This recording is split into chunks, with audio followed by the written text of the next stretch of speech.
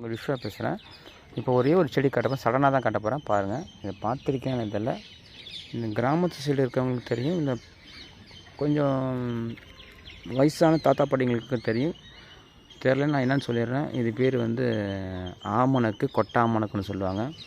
நம்ம வீட்டிலலாம் விளக்கெண்ணெய்னு ஒன்று யூஸ் பண்ணுறோம்னா, இந்த விளக்கெண்ணெய் இதில் விதைகள்லேருந்து தான் வருது. இந்த பூ பூத்துருக்கு, ஜூம் பண்ணுறோம் பாருங்கள். இதுதான் காய், இங்கே தெரியுதா?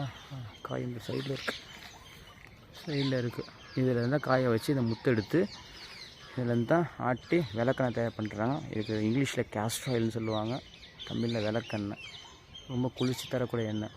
இந்த இப்போ வந்து சடனாக வந்து இந்த இதெல்லாம் இந்த இட்லி தோசை மாவுக்கெலாம் போட்டால் பஞ்சாக வரும்னு சொல்லிட்டு நல்ல உடம்புக்கு கெடுதல் இல்லாத நல்ல உணவு தான் இது பேர். இப்போ வர ஜென்ரேஷனுக்கு இங்கிலீஷ் மீடியத்தில் படிக்கிறாங்க, தமிழ் மீடியத்தில் படிக்கிறது வந்து என்ன சொல்கிறாங்க தெரியல. இங்கிலீஷ் மீடியத்தில் படிக்கிறாங்க, அவங்க பார்த்துருக்காங்கன்னு தெரில. அவங்க இங்கிலீஷ் மீடியம் படிக்கிறவங்க சொன்னால் இது கேஸ்டர் ஆயில் எடுக்கக்கூடியது. தமிழில் இருக்கிறவங்க விளக்க எண்ணெய் கேட்டாங்கன்னா செடி இங்கே ரோட்டில் தான் கிடக்கும். இது பேர் கொட்டாமணக்குன்னு சொல்லுவாங்க, பார்த்துக்குங்க. இதெல்லாம் வந்து நம்ம மூலிகை மருத்துவம், இதுவும் நம்ம மருத்துவம் தான். விளக்கெண்ணெய்லாம் யார் யூஸ் பண்ணுறோமோ என்னன்னு எனக்கு தெரில, ஆனால் நாங்கள் யூஸ் பண்ணுறோம். வாழ்க வளமுடன், சிந்திங்க, செயல்படுங்க. இயற்கையை ஃபஸ்ட்டு வந்து நேசிங்க, அது உங்களுக்கு தன்னால் நேசிக்கும். அது உங்களை என்ன விதத்தில் நீங்கள் அதை டிஸ்டர்ப் பண்ணிங்கன்னா அது உங்களை கண்டிப்பாக டிஸ்டர்ப் பண்ணும். இதுலேயும் சொல்கிறேன், இதுலேயும் ஃபிசிக்ஸ் தான் இருக்குது. நியூட்டனின் 3rd law இருக்குது. எனக்கு தெரில, நான் ஃபிசிக்ஸ் படித்தேன், எனக்கு தெரில. படிச்சிருக்கேன், கமெண்டில் சொல்லுங்கள், தெரிஞ்சுக்கிறேன்.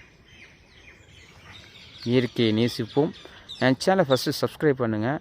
நான் கம்பல் பண்ண மாட்டேன், பிடிச்சிருந்தா சப்ஸ்கிரைப் பண்ணுங்கள், ஷேர் பண்ணுங்கள். நான் ஏதோ சொல்ல வரேன்னு நீங்கள் நினச்சிங்கன்னா, இல்லை இப்படி வேணாம் இந்த கொஞ்சம் மாடுலேஷனாக சொல்லுங்கன்னா, இந்த விஷயத்தை நான் மாடுலேஷனாக கொஞ்சம் போட்டு சொல்லுவேன், கொஞ்சம் ஃபன் மாதிரி கொஞ்சம் சொல்லுவேன்.